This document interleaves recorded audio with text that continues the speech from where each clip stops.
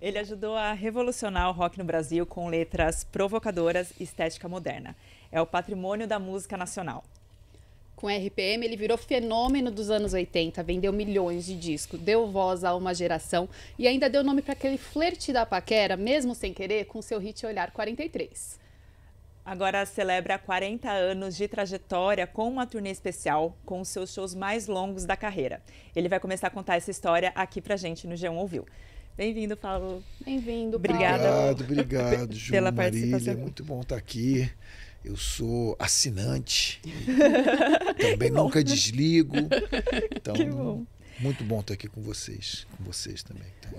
Então, a gente queria começar que você falasse justamente dessa turnê, porque você fez uma brincadeira. Ela é Paulo Ricardo XL, que pode ser 40 em numeral romano, e também XL de extra large. O que foi? Como é que você pensa nessa? O que você pensou nesse show? Não, a princípio era realmente para colocar o 40 em algarismo romano, porque ele é muito elegante e tem uma força, né? E não é uma leitura imediata, tanto que a princípio as pessoas se remetem ao extra large mesmo, que está mais no nosso dia a dia, comprando roupa e tal.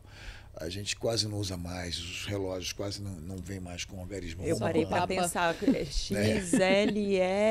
fazer a conta. Quando você vê no final dos créditos do filme, né, a produção, você fala 1950, nossa.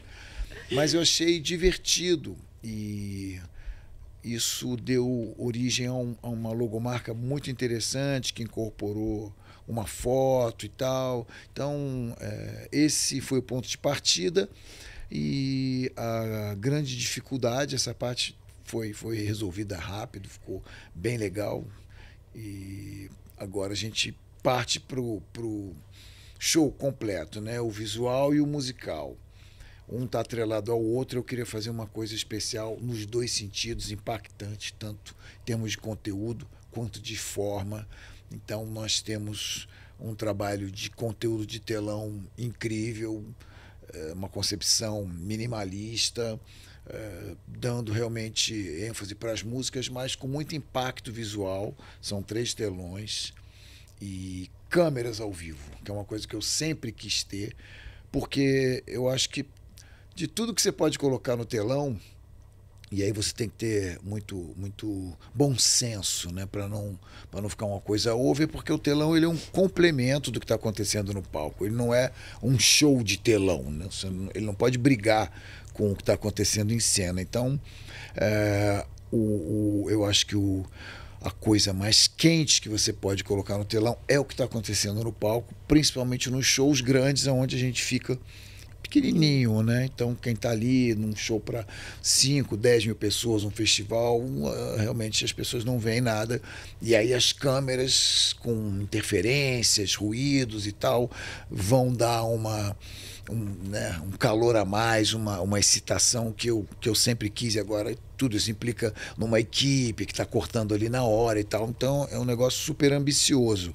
E musicalmente, esse foi o meu grande desafio, né? Como condensar 40 anos de tantas fases diferentes. Eu sempre fui muito inquieto e sempre procurei lidar com esse paradoxo de ser um roqueiro brasileiro, né? Quer dizer, antes da gente receber essa influência, essa informação toda lá de fora, nós somos brasileiros, nascemos no país do samba, do carnaval, da bossa nova, Roberto Carlos, tudo isso, né, Tropicália, tudo isso faz parte da nossa formação, tanto quanto Beatles, Stones, enfim. E minha carreira passa por essa inquietação, essa curiosidade, e eu tive privilégio, oportunidades de realizar alguns desses sonhos, dessas ambições artísticas, de repente poder dar a minha visão da obra de Vinícius, que foi uma grande influência. Meus pais ouviam muito em casa. homenagear o Rei Roberto, que é o Big Bang do rock no Brasil, estar com ele, né, como eu pude estar ano passado junto com o Frejá e o Baroni nos 50 anos do Especial do Rei. E, claro, RPM, os grandes sucessos.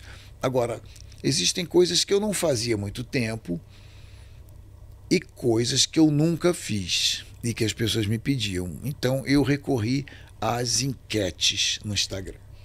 E aí eu colocava o disco e eu perguntava para a galera quais as 3 músicas, me digam 3 que vocês gostariam de ouvir desse álbum. E fui, né, filtrando até chegar nas mais pedidas dos lados B, né? Os lados B, principalmente, porque os sucessos, os grandes sucessos não podem faltar. Nossa, é pro fã mesmo, né? O baseado é para agradar. Sim, eu acho que existe aquela parte do show que é o que todo mundo, o grande público, vai ver. Os grandes sucessos que marcaram a época, que fazem parte da memória afetiva de todo mundo. Num show com essa característica de 40 anos de carreira, eu acho importante contemplar o todo. E aí o grande desafio é criar uma unidade, um conceito e fazer com que a coisa flua, porque um show, para mim, não são fragmentos, peças de canções que são agrupadas, né, aleatoriamente. Existe um roteiro, uma história que eu tenho em mente que eu quero contar e aquilo vai se transformando, né, realmente num tipo de um filme. E a gente conseguiu fazer isso com a ajuda dos fãs, claro, porque às vezes você fica em dúvida desse álbum aqui, que música a gente coloca. Não, essa foi a mais votada, então pronto. Então isso ajudou muito. E aí tem uma coisa que é curiosa, parece que o universo conspira, né? Tem uma canção que eu nunca fiz na minha vida, que é do filme, o desenho Spirit, o Corcel Indomável.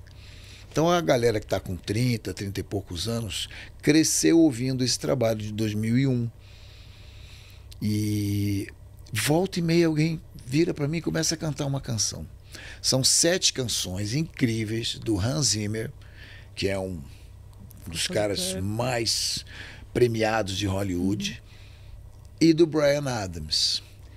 Como o desenho era para o público infantil, ele não seria legendado, então a história é narrada pelo Matt Damon, no original americano, e as canções cantadas pelo Bryan Adams.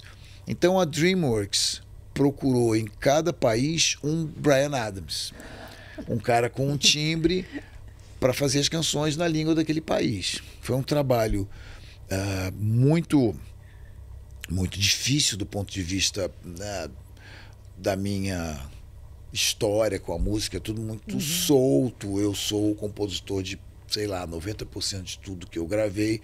Eu sempre fiz, como diria o Sinatra, my way. E ali não. Eu tinha um maestro com a partitura me regendo frame by frame, porque eu eu não podia ter um respiro fora da pauta, porque tá tudo sincado com a ação e tal. Isso me deu muito trabalho, mas porque o registro, né, a tessitura, como a gente fala, do Bryan Adams é bem mais aguda do que o meu tom natural. Então, foi um esforço atlético mesmo fazer essas canções. Bom, 7 canções incríveis, lindíssimas, que ficaram no desenho. Na época, saiu um CD com as versões originais do Bryan Adams, mas no Brasil, só quem ouviu é quem assistiu mesmo o desenho. Então, nunca, não está no streaming, não saiu um CD físico, nunca tocou no rádio. Para mim foi um trabalho, como fiz outros parecidos, fiz na Canção do Oliver, para um desenho da Disney, fiz há pouco tempo atrás o Sing 2, o personagem, o Calloway, que é o personagem que foi dublado pelo Bono Vox no original. Então, enfim, é uma delícia trabalhar com cinema e com crianças, né? Mas esse trabalho, particularmente, são realmente grandes canções, mas que ficaram ali naquele contexto. E muita gente me pedia.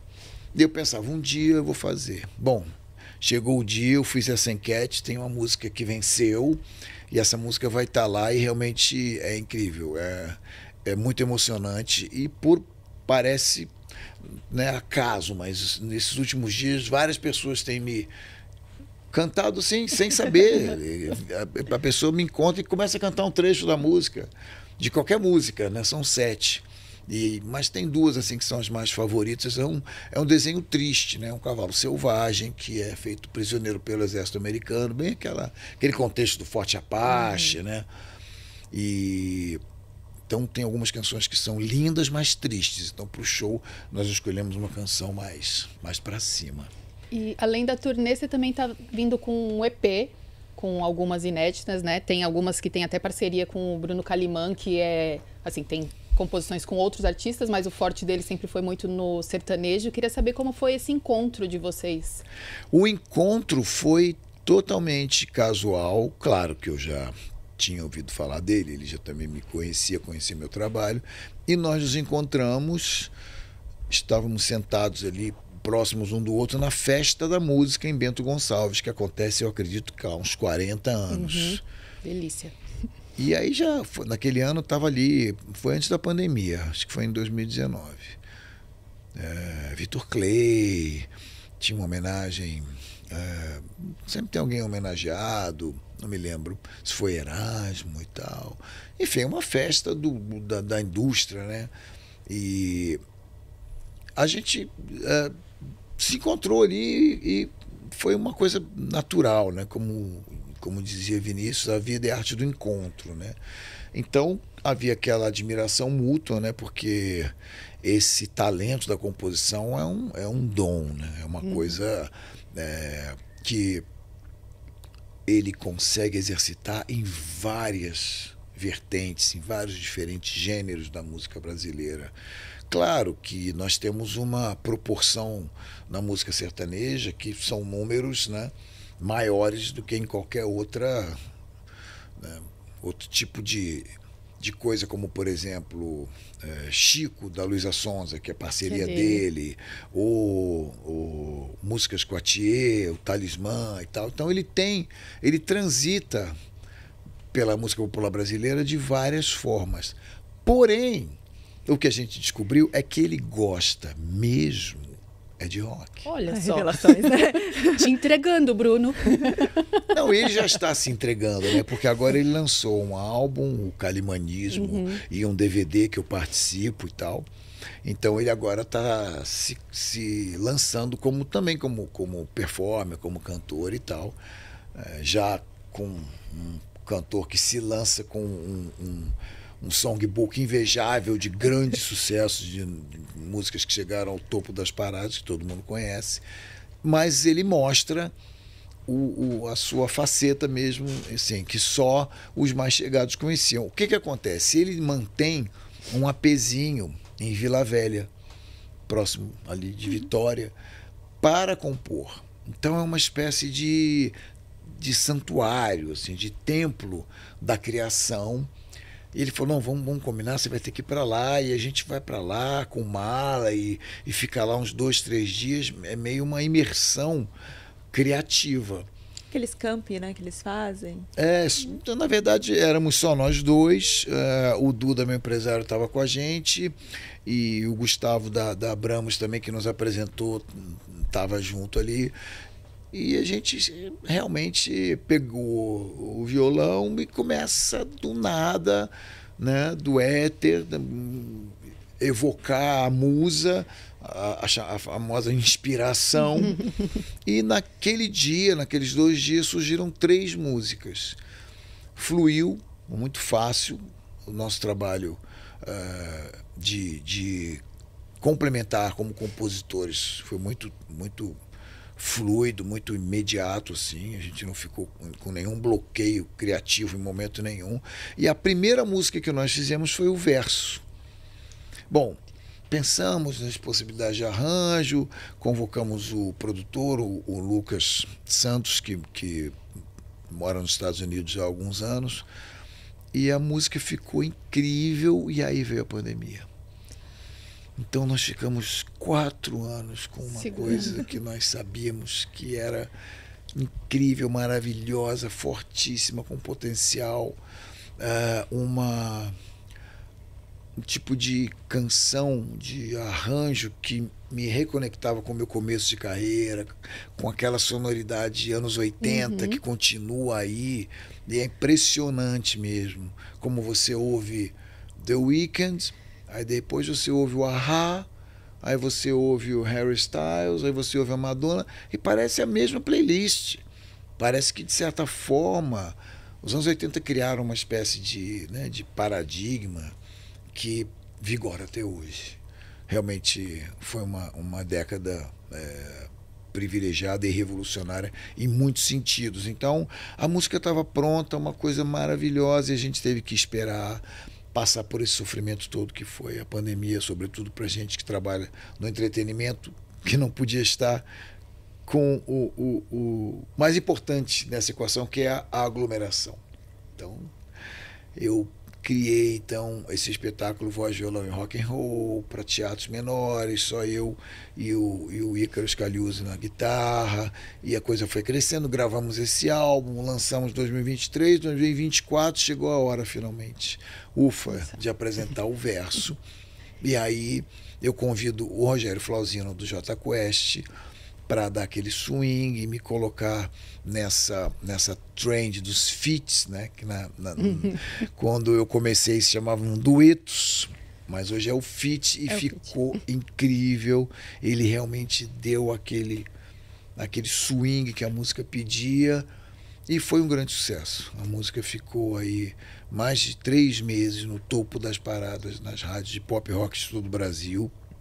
Ela já tem aquele feedback, aquela resposta do público do sucesso, e que é uma coisa, uma bênção, com 40 anos de carreira, você poder comemorar esse tempo todo com um sucesso do momento e não simplesmente ancorado no passado, né? Aí ficaram mais umas 3 ou 4 coisas, parcerias com o Calimã, e a segunda foi essa Reinventar, que dá nome a ECP, que saiu há poucos dias, e fizemos. Agora a gente não precisa mais se encontrar, ele me manda algumas coisas, eu começo a colocar as letras e tal, já tem outras coisas prontas. Ondas de Prazer também é uma música um pouquinho mais lenta, mas bem pop, que também é da nossa, mas essa foi já de 2025. Mas Reinventar é prima irmã de O Verso, e foram as duas concebidas ali naquele apartamento, que eu ia contar justamente isso. Quando eu cheguei lá, ele é totalmente decorado com Beatles, Elvis, Bob Dylan.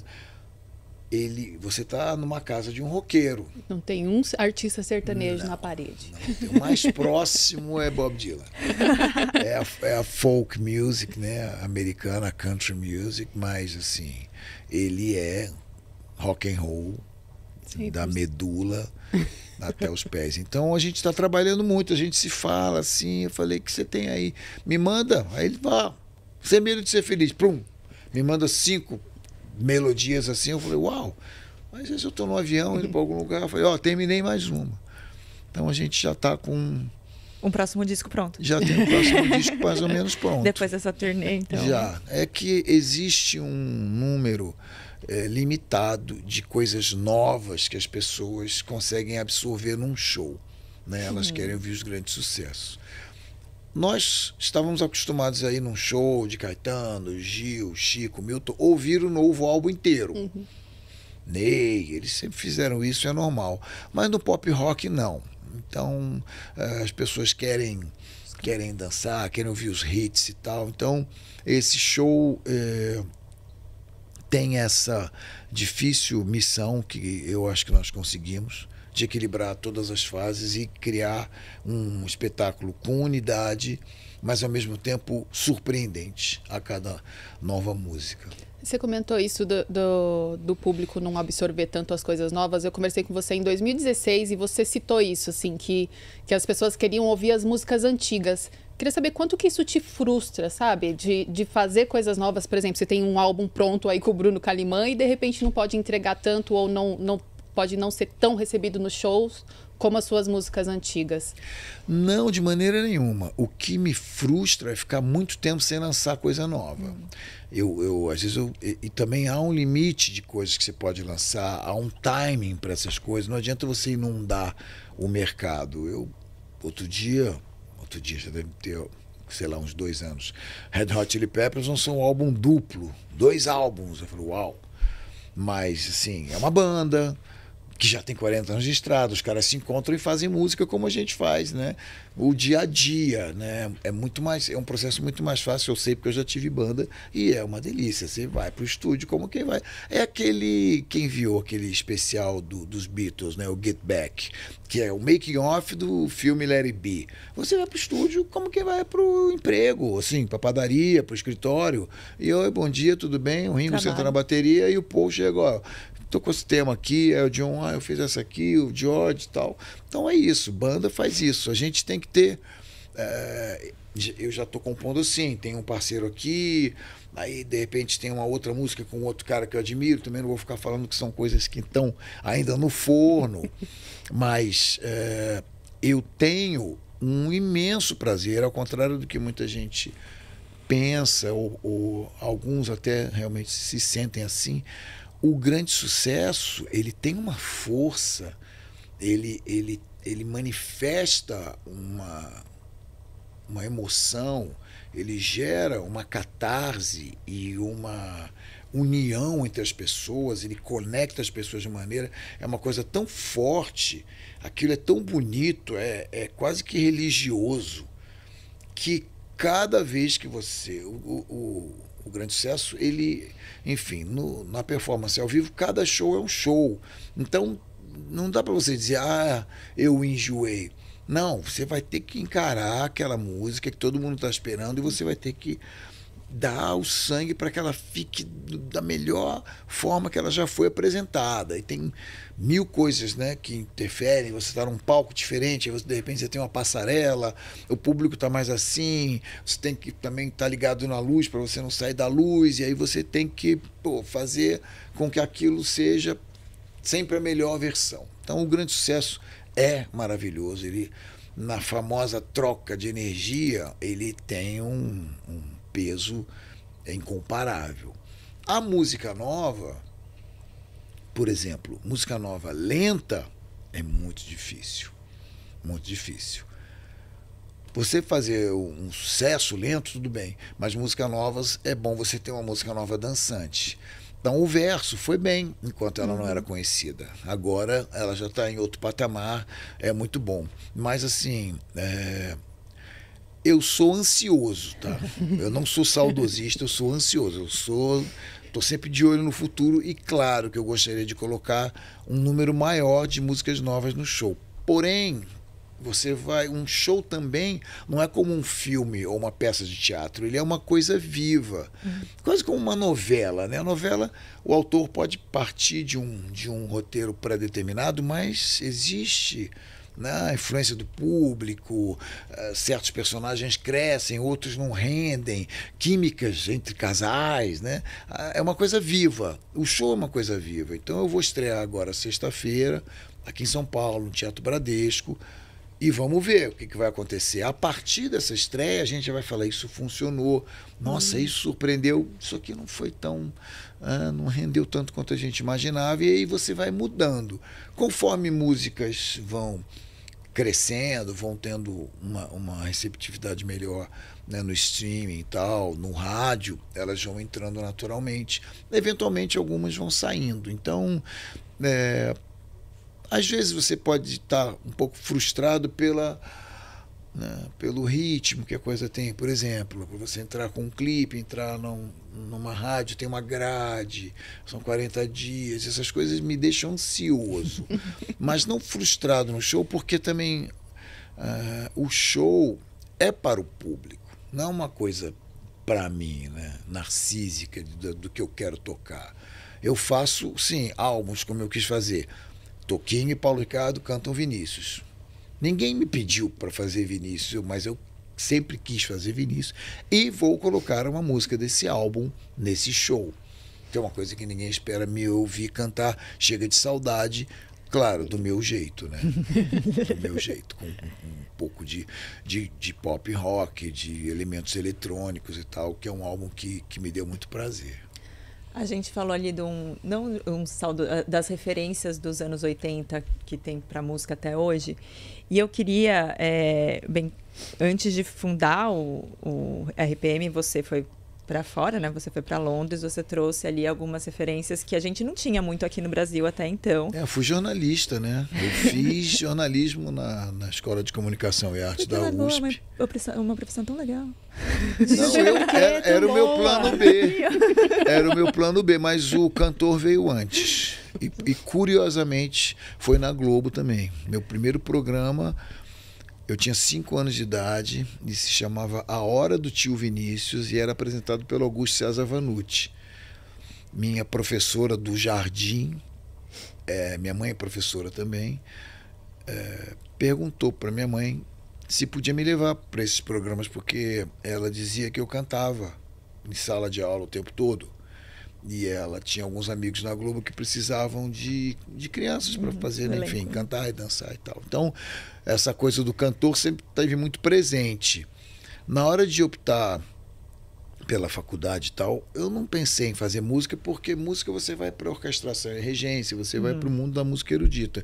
O jornalismo estava muito mais ligado ao conceito multimídia que a música pop trabalha, né? Na linguagem do cinema, nos clipes, nas artes plásticas, nas capas de disco, no visual, moda e tal. É uma coisa muito mais, né, abrangente. E essa questão do jornalismo como conteúdo, quer dizer, a gente vive numa época de, né, muita informação, e o próprio nome da banda, esse conceito de revoluções por minuto, vem desse fluxo de informações que de lá para cá só cresceu. E eu me diverti muito nos meus anos de jornalista. Eu entrei na USP com 17 anos.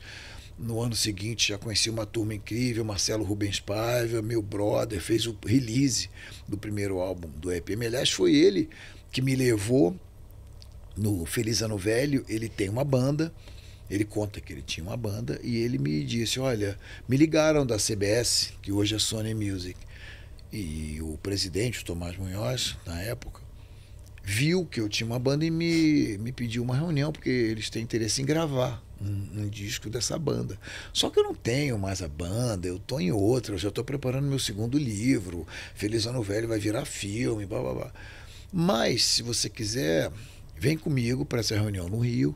E eu era o segundo piloto oficial de cadeira de rodas dele, quando o Super Neguinho estava de folga, né? E aí fomos para o Rio, e eu ali... Hoje, há muitos anos, a cadeira dele é motorizada, mas naquela época eu precisava empurrar e fiquei ali quietinho. Ele disse, olha, muito obrigado, eu não tenho mais banda, mas o meu amigo aqui tem um cassete aqui. Ali já começou, enfim, reuniões e tal, e acabamos assinando meses depois. Então eu devo isso ao Marcelo, essa turma da USP, o Rui Mendes, somos amigos até hoje, e foram 4 anos muito ricos. Trabalhei, Maurício Kubruzzi foi meu editor na Som 3, e eu desenvolvi um projeto muito divertido de biografias posters. Então eu fiz Stones, Led Zeppelin, Kiss, Queen, todo mundo. Você comprava a revista, aí você ia abrindo e virava um posterzão, bem coisa da época do impresso, né? Como dizia o Ezequiel Neves, a aldeia de Gutenberg. Então, foram anos divertidos e que me possibilitou esse período em Londres como correspondente. E aí eu tinha minha carteirinha da National Union of Journalists, tudo direitinho, e pude ver, enfim, a estreia de David Bowie com Let's Dance, U2 com War, Tears for Fears, e Human League, tudo estava acontecendo. Eu ia a shows todos os dias, e era a segunda explosão, invasão britânica, né, como os americanos chamavam, com Duran Duran, Culture Club do Boy George, aí New Order, The Bunnymen, Depeche Mode. Foi um ano incrível para se estar em Londres, né, 83. E mais do que isso, eu estava ali para aprender, né, para fazer uma espécie de mestrado. quando você... eu queria saber, assim, eu fico muito curiosa não é glamour, mas dessa mítica dos anos 80, porque aí você vem pro Brasil, a gente estava saindo de... Direta Já, pleno movimento do Direta Já. E o rock teve um papel... Sim. Grande ali, né? E eu queria saber assim, o que era esse movimento e como é que o RPM entrou nesse movimento que fez parte do rock nacional ali, que eu acho que foi um principal movimento, eu acho, do rock nacional. Olha, eu acho que nós estávamos como, digamos, para usar um jargão do telejornalismo, testemunho ocular da história. Estávamos vivendo aquilo e nossa geração tinha crescido na ditadura. Então, quando a gente chega na maioridade, na nossa idade produtiva, no momento de poder se colocar profissionalmente, felizmente coincide com a anistia, com a abertura e com o fim da ditadura. Então a gente pode falar de coisas que a geração anterior ou até 10 anos antes não se podia falar. Contudo, há uma leveza e uma alegria e uma irreverência na nossa forma de abordar tudo isso, que é da nossa geração, que é o deboche do Cazuza, que é o que a imprensa chamava de rock de bermudas do começo dessa explosão desse rock colorido com cores, né, fluorescentes da Blitz, da New Wave, o lance todo do Barão com Cazuza na época, Paralamas com aquela pitada de reggae, isso tudo foi estourando. Aí vem Titãs com Sonífera Ilha, nesses primeiros, né, de 82, 83, chegou o Rich, botando uma coisa mais inglesa, assim. E 84 já tem a explosão do filme Bete Balanço e tal. O Traje tem um papel importante com Inútil. A gente não sabemos escolher presidente e isso acaba se tornando realmente O papel do rock, diferentemente de outros gêneros, é tocar na ferida.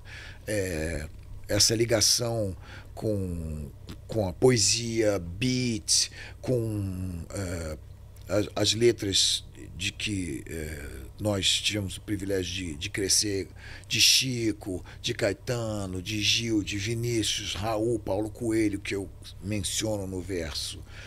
Diferente de muita coisa do rock que não tem muita profundidade. Tem grandes letristas, tem Bob Dylan e tal, mas você ouve uma música do Led Zeppelin, a letra não é importante. Importante, enfim, é aquela força, né, do negócio. Então, a gente chega num momento em que a gente pode, e não tem outra escolha a não ser falar do que está acontecendo. Aquilo tudo é muito intenso, né? Agora, a gente chega em 85. Nós e Legião lançamos os primeiros álbuns em 85. Um ano incrível, Titã já está lançando Cabeça de Dinossauro, Paralamas está lançando Selvagem. Mas nós não somos os primeiros, né? Então já está meio que consolidada a transição. Tancredo já está para ser eleito e Tancredo morre. Aí Sarney assume, mas a festa já tinha começado e não tinha síndico que pudesse parar. Os anos 80 foram uma grande festa até chegar a essa coisa terrível, pesada que foi a AIDS e que deu, né, trouxe muito preconceito e tal, e deu um certo susto. Mas a gente teve uma música censurada ainda na Nova República do Sarney. Quem tem o primeiro álbum, Revoluções por Minuto Amarelo, atrás está escrito: proibida a execução e radiodifusão da música Revoluções por Minuto. E eu nunca soube por quê. Nunca recebi um ofício do Departamento de Censura, não sei nem se havia. Eu acho que nem eles sabem direito. Acho que foi um pouco de... Tem que censurar alguma coisa aqui, vai ser essa. A primeira mesmo. Tem revolução. Primeiro tem revolução. Primeiro, realmente, essa palavra estava estigmatizada.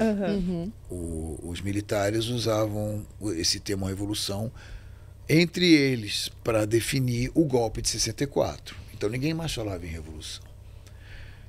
E o grupo ia se chamar RPM, eu já tinha decidido, e foi conversar com um jornalista, amigo meu, o Vladimir Soares, da época do Estadão. E ele falou: não, em vez de rotações por minuto, põe revoluções por minuto. Eu falei: uau, genial. Então, tem isso. É o nome da banda e é o nome do primeiro álbum. Depois, nessa letra, eu falo: ouvimos qualquer coisa de Brasília, rumores falam em guerrilha. Pode ter sido isso. Na terceira estrofe, eu falo: agora a China bebe Coca-Cola, aqui na esquina cheiram cola. Então, para quem quer ver Caça às Bruxas aí, eu estou falando, já ouvi dizer que eu estava fazendo apologia ao comunismo, outros já, né, veem uma alusão à droga, cheirando cola, ou talvez esse negócio da guerrilha em Brasília, enfim.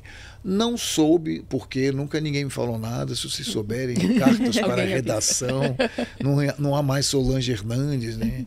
E o fato é que essa censura foi solenemente desrespeitada e a música é um grande sucesso, tocou pra caramba, seguiu em frente como se nada houvesse, mas pra gente, eu como compositor, é uma honra ter uma música censurada junto dessa grande galeria de ilustres compositores brasileiros que tiveram músicas censuradas pela ditadura militar, né? Anos depois, já em plena democracia, no projeto MTV RPM 2002, eu faço um update na letra de Alvorada Voraz e menciono Maluf, Lalau, Barbalho, Sarney. Eu não agrego nenhum adjetivo, não ofendo ninguém, mas eu menciono como um mosaico da nossa política, nomes, né, que atravessam décadas e que se tornam, né, verdadeiras instituições, assim, e símbolos de seja lá o que for que você queira associar a esses nomes.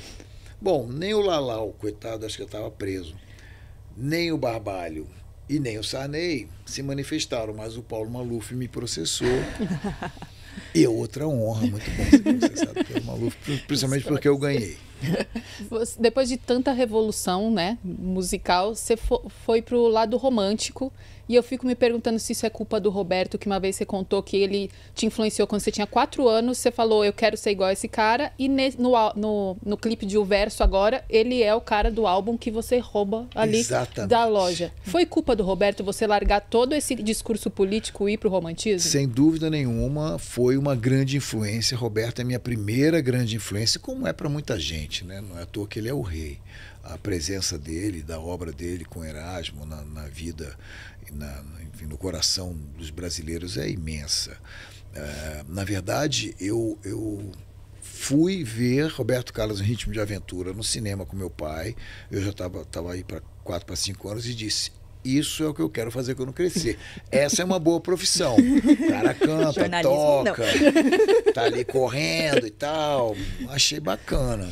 E aí, claro, muito fã, sobretudo dessa fase, né? Até a chamada fase soul do Roberto. Todos estão surdos, tipo, coisas que realmente levavam o Roberto para o universo do pop rock, né? Esse momento assim me pegou de uma maneira muito forte. Depois, o que acontece? Esse disco, quando eu vou fazer o clipe, eu vou ali nas minhas raízes. Quando eu nasci no Rio, depois meu pai foi transferido para Floripa, eu tinha 10 anos, aí fiquei 11, 12, 13 anos em Brasília, aí ele foi transferido para São Paulo. E a gente, logo de cara, foi morar ali, onde a Ipiranga cruza a Avenida São João. E tinha uma loja de discos ali, numa galeria deserta, que só tinha uma lavanderia e um laboratório de revelação de fotos, que se chamava O Bop Discos, que era frequentada por jornalistas, Kid Vinil. Eu tinha 14 anos e eu saía do São Bento e ia para lá. E ficava lá as tardes inteiras, no meio dos discos. Já estava começando a revolução do punk, a gente já estava ouvindo Blondie, The Clash, Talking Heads, as coisas novas, né, que iam substituir a onda anterior, que foi do rock progressivo, que já estava se tornando dinossauros e tal.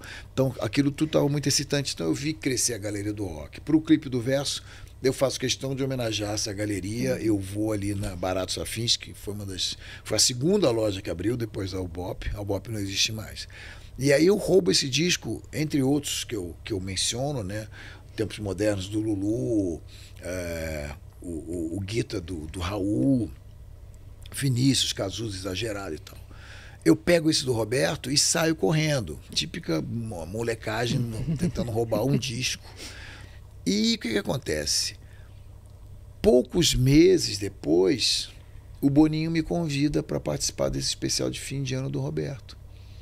Então eu vou até o estúdio ensaiar, na Urca, e levo o vinil. Falei, Roberto, autógrafo aqui. Então depois a gente reedita o clipe com a participação do Flauzino, que aliás vai estar cantando comigo no telão virtualmente. Vai ser muito legal. E no final você tem o long play tocando na vitrola, com a capa ali, com o autógrafo do Roberto, que é uma coisa, uau, eu não esperava. Mas não foi o seu primeiro encontro com o Roberto, né? Não, meu primeiro encontro tinha uns 5 anos. Ele foi fazer a inauguração das Casas da Banha, na Tijuca. E eu subi no palco, meu pai me botou no palco, eu fui até ele assim, cheguei pertinho, não consegui falar com ele, porque ele estava cercado por adultos, né? E eu batia no joelho das pessoas, assim. Meu primeiro encontro com ele foi na festa de 25 anos da Rádio Tupi, onde nós éramos da mesma gravadora, então sentamos juntos e tal. Aí depois tive uma experiência maravilhosa em 91, quando ele fez, né, 50 anos, o Aloysio Leger me ligou e me disse que a Globo estava preparando um Globo Repórter especial dos 50 anos do Roberto e que ele tinha mencionado o meu nome como cantor favorito. Eu quase caí duro, daqueles momentos que ficam, né? Eu lembro exatamente, eu em pé no telefone da cozinha, assim, me falando desse negócio. E aí a gente queria que você fizesse detalhes que ele citou como a música dele, favorita, como uma surpresa para ele. Então, depois participei de um outro especial do Roberto, comemorando 50 anos de Jovem Guarda, e agora esse último. Então, há esse romantismo em tudo. Nos Beatles, Elton John, mas muito em Roberto, e aqui no Brasil, e no jeito, né, na personalidade do latino. O latino é muito emotivo, né? Então eu continha esse tipo de coisa, esse tipo de música. Em algum momento isso ia aflorar. E quando acaba esse ciclo todo, essa explosão do rock nacional, estamos ali em meados dos anos 90, eu estou muito mais voltado para a minha vida pessoal do que para a revolução. E a banda já acabou, uma coisa muito mais individualista, e eu volto a morar no Rio, que é muito mais MPB. São Paulo é a cidade mais cosmopolita, é mais rock and roll, é o punk rock, a galeria do rock, é o industrial, essa coisa propõe uma outra estética, propõe outras influências, uma cidade noturna. Quando eu volto a morar no Rio, por conta de um convite da Som Livre, que eu participei do Som Brasil Cazuza, cantando de Ideologia, e eles me convidaram para fazer um álbum baseado nas minhas versões, no meu gosto pessoal do rock nacional. É aí que surge a oportunidade, em 96, de estar de volta ao Rio. Quase todo mundo mora lá. Então eu tive Barone na bateria, Frejá na guitarra, já o nosso fracos, power trio. Paulinho Mosca, Rodrigo Santos, grandes músicos, Milton Guedes, Billy Brandão. E, finalmente, a oportunidade de retomar uma conversa que eu tinha tido com o Renato Russo em 85, quando nós nos entrevistamos para a revista Bis. E ele me disse, no final da entrevista, ele falou, como é que você compôs A Cruz e a Espada, cara? Eu adoro essa música. Eu falei, foi o fim do meu primeiro namoro, aquele fim da inocência, blá, blá, blá, blá. Quando, cerca de 10 anos depois, eu fui gravar esse álbum e eu ia colocar uma música minha, eu lembrei disso e liguei para ele. Falei, você quer fazer esse dueto, esse feat, não chamava feat ainda. E ele me deu essa honra, né? Essa música explode de uma maneira que ela faz o chamado crossover, que é um jargão de rádio para as canções que extrapolam o seu segmento. Então ela foi em primeiro lugar na rádio sertanejo, na rádio gospel, na rádio de samba, tudo, nas rádios MPB, primeiro lugar. Então, isso já apontava um caminho. Quando eu me preparo, começo a conceber o álbum seguinte, eu quero definitivamente incorporar elementos da MPB de uma forma a injetar o meu know-how, o meu estilo, tudo que eu aprendi em Londres, as coisas do rock, do pop rock, da música eletrônica, do tecnopop, que eu estou familiarizado na música popular brasileira. E aí eu regravo Caetano, Djavan, com um pouco de eletrônica, ganho uma música inédita da Adriana Calcanhoto, que é o Amor Me Escolheu, que dá título ao álbum, componho com Herbert, uma maravilha, Amor em Vão, componho com Jorge Israel, O Amor Vai Nos Separar, de novo no nome da música. E acontece, novamente, como diria Vinícius, a arte do encontro.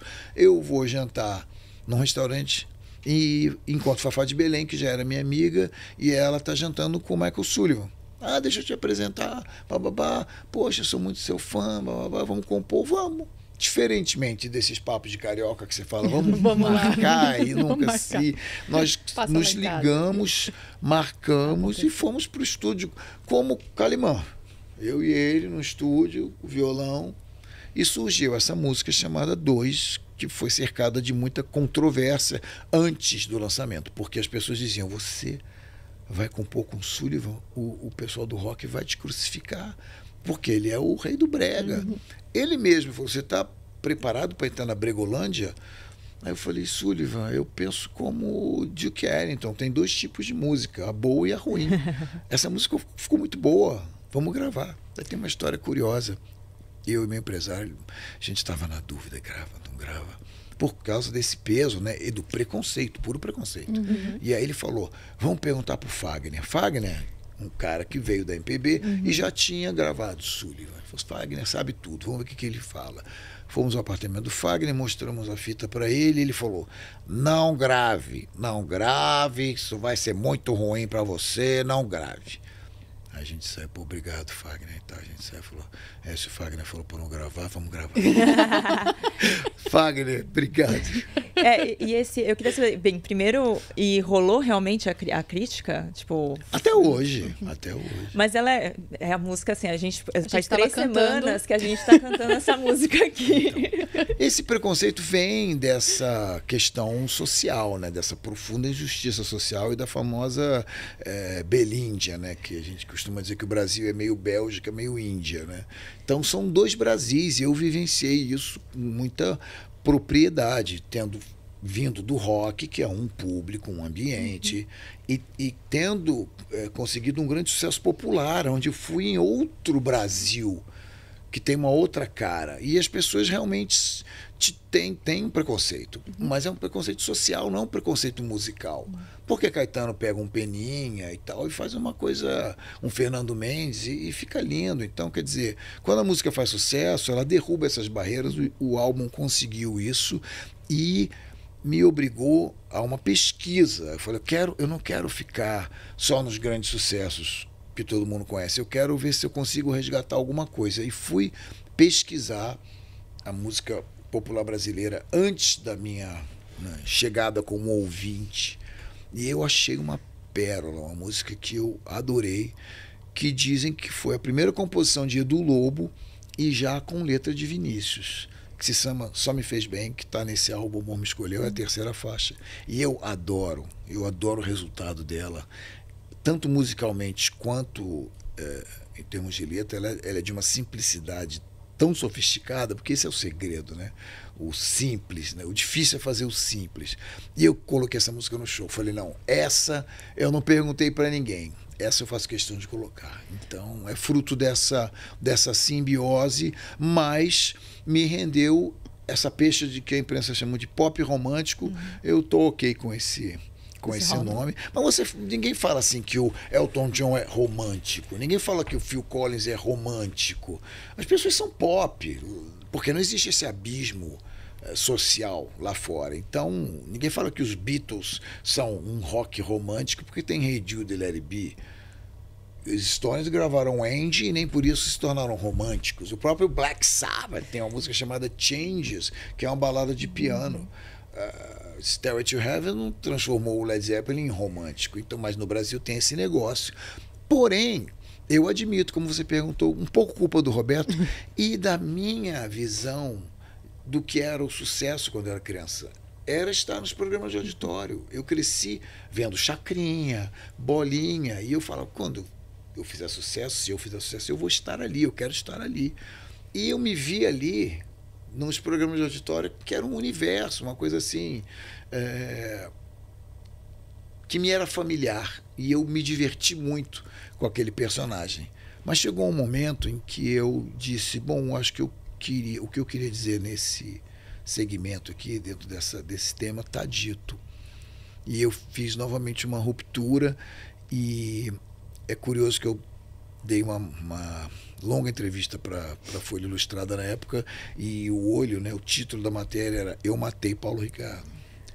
Então, metaforicamente, eu criei um outro personagem, mas eu precisava matar esse cara. Por isso que eu retomo coisas desse repertório do pop romântico, que eu, de certa forma, na hora de escolher entre os novos rocks e as antigas baladas, eu deixava, como eu te falei, a música lenta, ela sempre dá diminui um pouco o tom, né, do show. Então, eu confesso que eu meio que abandonei coisas ali daquele período que eu vou retomar, vou rever agora, mas de uma maneira muito coerente e com essa perspectiva que o tempo te dá, né, de como isso se coloca na minha carreira e essa linha evolutiva, e como a gente consegue equilibrar essas fases. Mas realmente foram 3 anos, 3 álbuns, o amor me escolheu, o amor de verdade, e no terceiro, que se chamou simplesmente Paulo Ricardo, eu fui resgatado por John Lennon, porque a Globo me liga, o Maurizinho Rocha me liga e me pede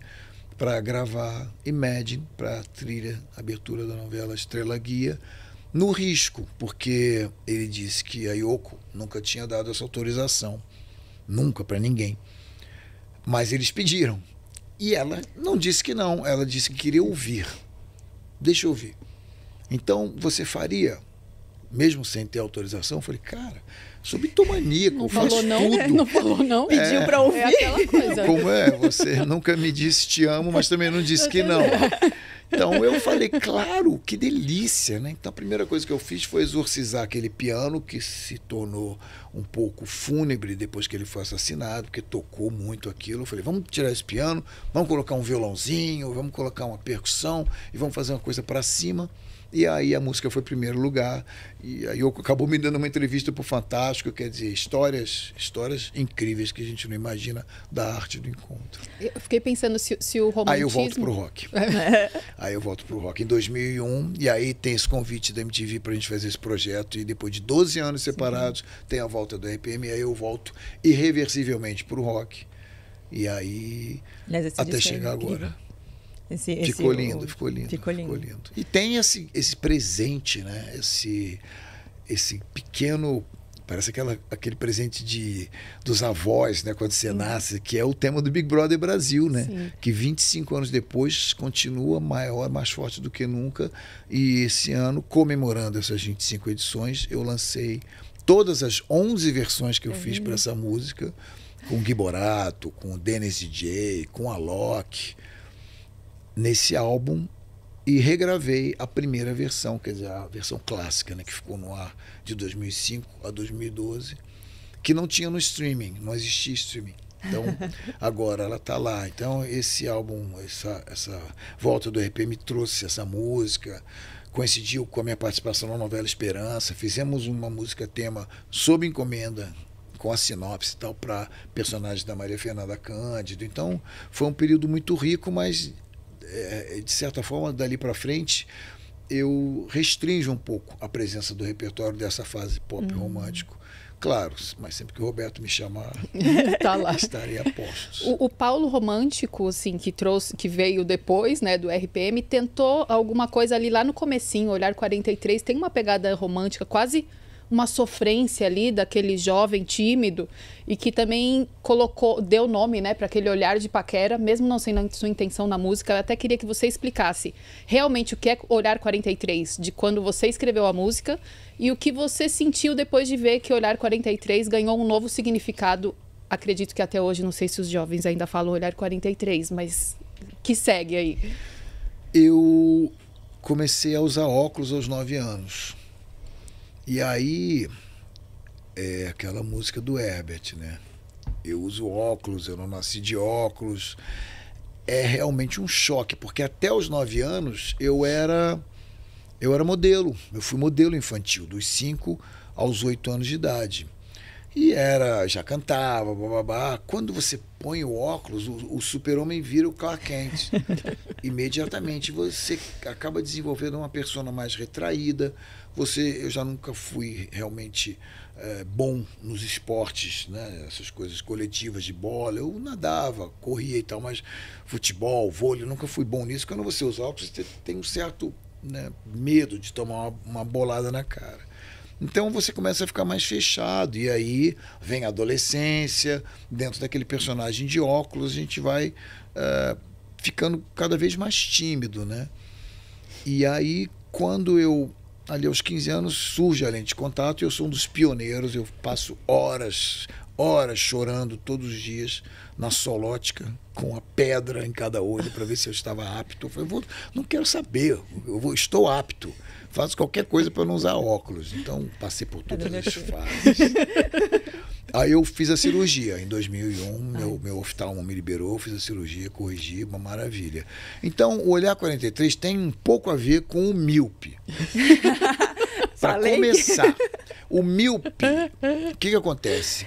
Um pouco de oftalmologia.